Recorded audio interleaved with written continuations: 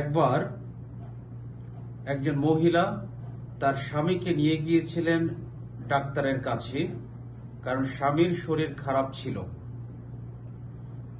ওই স্বামীকে ওই ডাক্তার দেখার পরে তিনি তখন ওই মহিলাকে বললেন যে আমি আপনার সাথে একটু আলাদা কথা বলতে চাই আপনার স্বামীর ব্যাপারে। তারপরে নিয়ে গেলেন আলাদা চেম্বারে।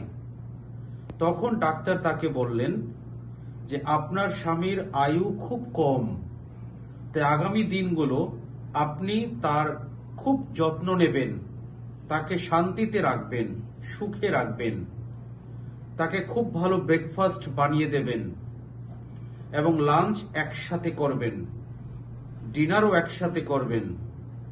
চেষ্টা করবেন দুজনে একটু বিকেলে হাঁটতে বেরোতে, মানে এমন ভাবে করবেন যেন আপনার স্বামী একটু আনন্দ পায় আপনার সাহচর্যে, তাকে কষ্ট দেবেন না এই দিনগুলো।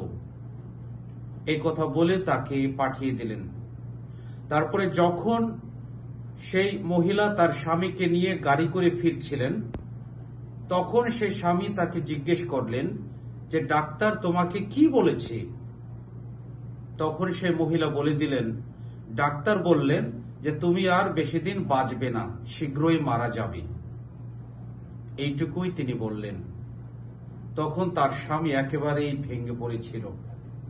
স্বাভাবিক, যখন কেউ তার মৃত্যুর কথা শোনে তার ভেঙে পড়ারই কথা। এরকম জীবন পথে আমাদের অনেক সমস্যা আসবে। আমরা কি করে সেই সমস্যার মোকাবেলা করব সেটা আমাদের জানতে হবে। আমাদের জানতে হবে, বুঝতে হবে কখন, কিভাবে, কোন জিনিস কিভাবে আমরা হ্যান্ডেল করব। আজকে যিশু এই বাণী প্রচারের প্রসঙ্গটা বলেন যে যখন বাণী প্রচার করতে যাবে অনেক সমস্যার সম্মুখীন হবে। তিনি আজকে মঙ্গল সমাচারে বলেন যে দুজন দুজন করে যাবে, যেখানে তোমাদের বাণী তারা গ্রহণ করবে তাদের সঙ্গে থাকবে, কিন্তু যেখানে তাদের বাণী গ্রহণ করবে না তারা যেন বেরিয়ে যায়। এই যে সমস্যা বাণী প্রচার করতে গিয়ে যিশু সেটা উপলব্ধি করতে পেরেছিলেন। সেই সমস্যাটা তারা কিভাবে মোকাবেলা করবে সেটাই তিনি তাদের শিখিয়ে দিয়েছিলেন।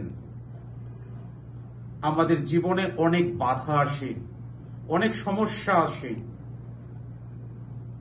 এবং তার জন্যই যখন কোনো বাধা আসে আমাদের হাল ছেড়ে দিতে হয় না।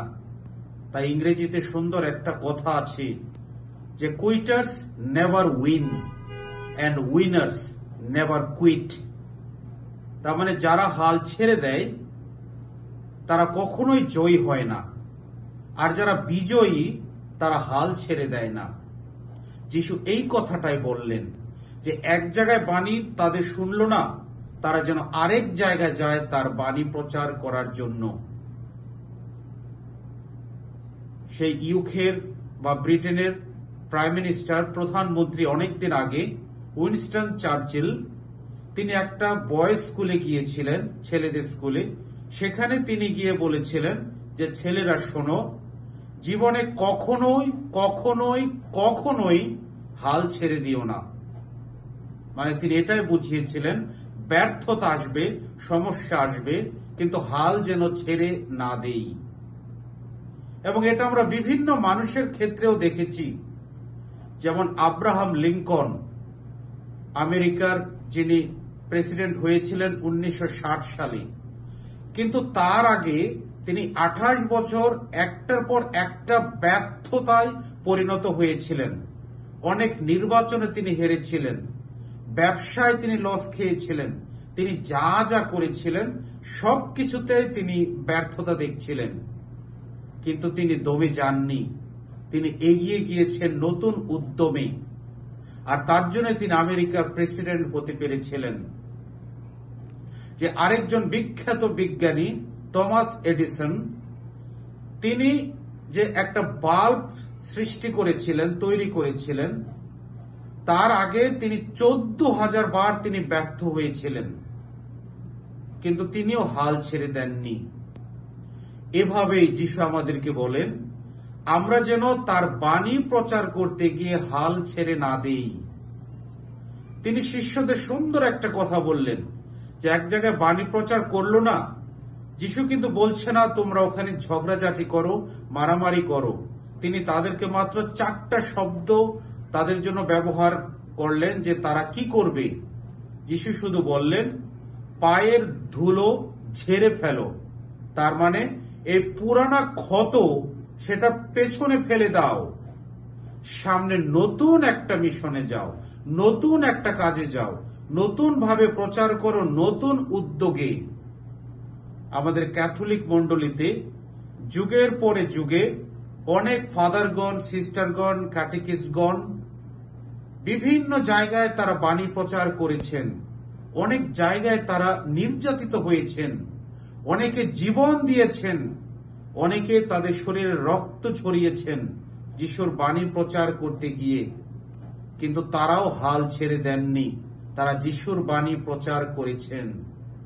তা যিশু আজকে আমাদের প্রত্যেককে বলেন যেন আমরা প্রত্যেকে যেন আমাদের নিজেদের মতো করে বাণী প্রচারক হয়ে উঠি। সেটা আমাদের পরিবারে, আমাদের সমাজে, আমাদের গ্রামে, আমাদের ধর্মপল্লীতে, আমাদের দেশে এবং এই পৃথিবীতে। আমরা যেন আমাদের জীবন সাক্ষ্য দিয়ে যিশুর বাণী প্রচার করতে পারি। যিশুর বাণী প্রচার করতে গিয়ে অনেক সমস্যা হয়তো আসতে পারে, কিন্তু সেই সমস্যায় যেন আমরা দমে না যাই। আমরা যেন যিশুর কথা অন্যদের কাছে প্রকাশ করতে পারি। ঈশ্বর আমাদের সবাইকে আশীর্বাদ করুন। আমেন।